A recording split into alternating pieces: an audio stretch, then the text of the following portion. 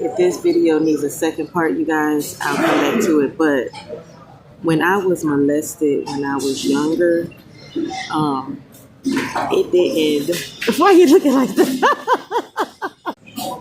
So when I was molested, it really broke like me and my mother's friendship.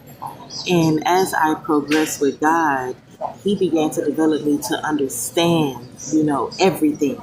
Everything in a sense. That's why I said this may be a longer video.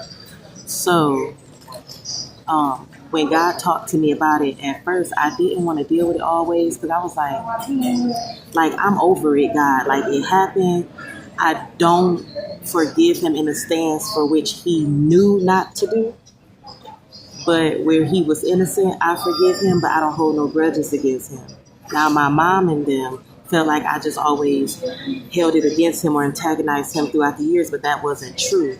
I did not like my mom for the fact that she lied and said it did not happen. So it's like she took forgiveness as a lie instead of saying it was the truth. It happened, but she forgave him. So she always antagonized my character to save herself, because I guess she didn't want to go through the shame, and that was not fair. So God Himself began to talk to me about that. So even if you're a molester and I don't know your course in life, God wants you to talk to Him about it. Ask Him what He should do about it, instead of going out and saying, I'm free, I'm this. You need to testify about your testimony of being a molester as a man. Because then I asked God, what would make Him want to, because I can understand that we were close. I looked at Him as a dad, when I was younger.